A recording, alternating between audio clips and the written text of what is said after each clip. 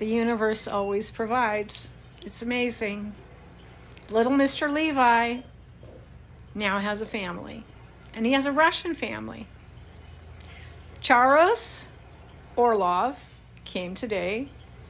They are a Russian family that immigrated here a long time ago because she doesn't have an accent at all, but she was born in Uzbekistan.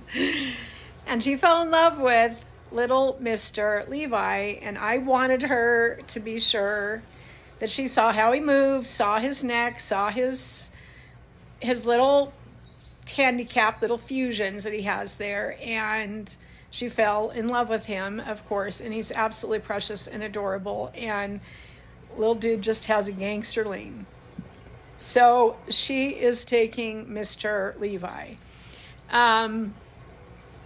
Universe always provides. It's just amazing.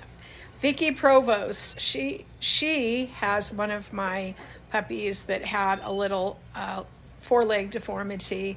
And Vicky, please send me some pictures like of him, or a little video of him playing with that giant, enormous Great Dane that you have there too.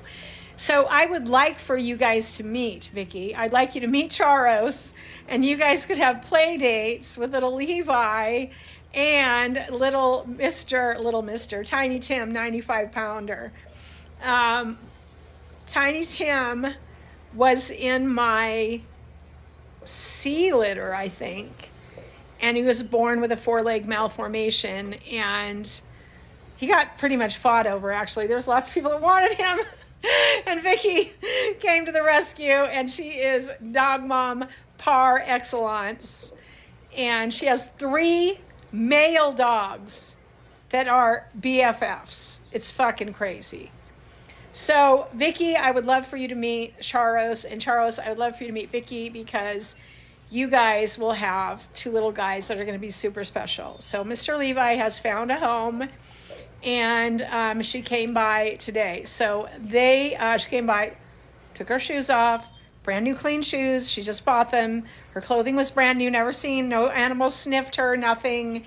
We took our shoes off, and we came in, and we saw little Mister. So we are doing first vaccinations next Wednesday when they are 5.5 weeks.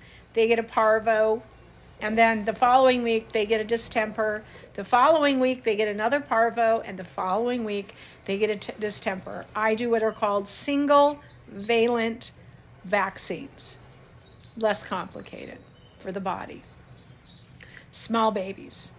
I also worm them twice before they go home, and but they will be getting their first little vaccinations. I also give them homeopathic treatments before I give vaccines called thuja. I give them 2 or 3 days worth of a thuja homeopathic treatment, and that just bolsters the system to be able to accept the spike proteins that you get in a vaccine, so that your body can recognize them and fight them off. So our little dudes will be getting that next week. So we had a really nice day. Charos, please send me some of those pictures, because she has the cutest pictures you've ever seen, because little Mr. Levi fell asleep in her arms, just like a baby, cradling in her arms. His little 4 feet were in, his little head was back, his eyes were just, he was like dead asleep, but his little teeth were showing. Little ton. Oh my God, he's so fucking cute. So Charles, please send me some of those pictures that we took, because they were just adorable. And we will show these people that you are taking this magnificent little creature. So little Miss Ruby Tuesday is still not spoken for. And like I said, unless somebody awesome, really awesome, comes along and wants a little girl, we're keeping her. And Phoebe has come into heat, and I see blood, and we are now negotiating getting the frozen semen that has been stored for 30 years, that is from a rare lines that you just don't see, these kennel lines anymore coming forward. And he sired offspring that made it to 19. So he is what's called a BFL1. He was bred for longevity 1. His offspring were bred for longevity 2s. And one of those offspring was sold at 17 and lived to be 19. Wouldn't you like to have a Doberman that made it to 19? I would. 17, 15, old gray face, really old. Yeah. So we're working on making that happen. That is going to happen. This is my dream. My dream is to recreate, find these wonderful old lines of dogs that were bred in the 90s, the 80s, that were healthy, great examples of the breed, that have not the popular sire syndrome that we see tangled up in all of the dogs that are currently available to anybody and everybody. They are all plagued with dogs in the first 3, 4, 5 generations of dogs that drop dead in the ring or just drop dead. If it's European or American, doesn't matter.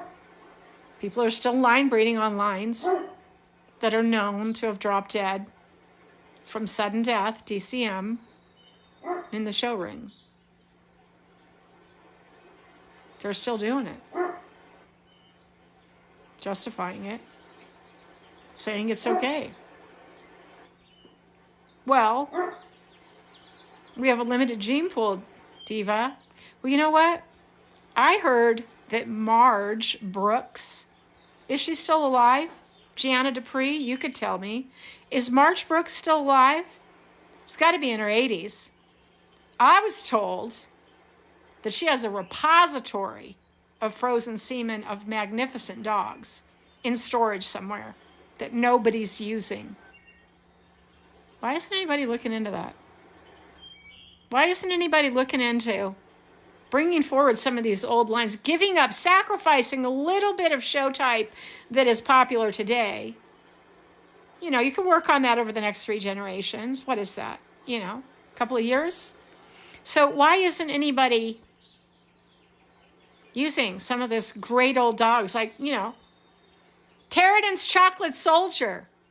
Anybody got frozen semen? Sokeel, Linda Hoff? You still got Terridan's Chocolate Soldier semen out there? Anybody got some really old dogs that lived a long time and produced a lot of longevity dogs? You know, I haven't tracked down Lori Gore, too, of Gourmet Dobermans. Wonderful woman, by the way, who's also in her 80s. And she gladly sent me frozen semen of Jordy to breed to my dog, Dory. I told her my whole story, what my pedigree was. There was Kimbertall back there. You know what she said? Good for you. Be a maverick. I always have been. I kind of don't care what anybody thinks. I just do my own thing. Lori Gore, Gourmet Dobermans, Jordy. Didn't happen. Didn't make it happen. But I sure as fuck tried. And I would love to try. Some of you 80-year-old ladies out there that have some great old lines, that you have frozen semen and you produce some, why don't you call me? Why don't we try to recreate some of these dogs? You know, in the coming years. Because that's what I'm looking for. That's what I'm going to do. Because I'm going to find it. Because I'm looking for it. And that is to get the fuck away from the lines that are available on the market today. Whether it be the American show lines, whether it be the European, it don't matter. No, I'm looking for the old stuff. So, anybody know Marge Brooks? Anybody want to send me a private message and say, hell yes, she's got a bunch she might sell to you. She's got a hell of a lot. Let's try to make that happen. You know? Because I got puppies that are going to grow up and be bred, and I want them to be bred to stuff like that. Like Crystal Ashton with my Ember Red. She's going to do all of her health testing. She wants to breed her. I'd love to track down some of that semen from these great old dogs that nobody seems to think are worth investing in, trying to recreate, because they wouldn't win in the show ring. They sure as fuck wouldn't. We all know it. We all know that's why you won't use it. Doesn't matter if it would improve the breed or not.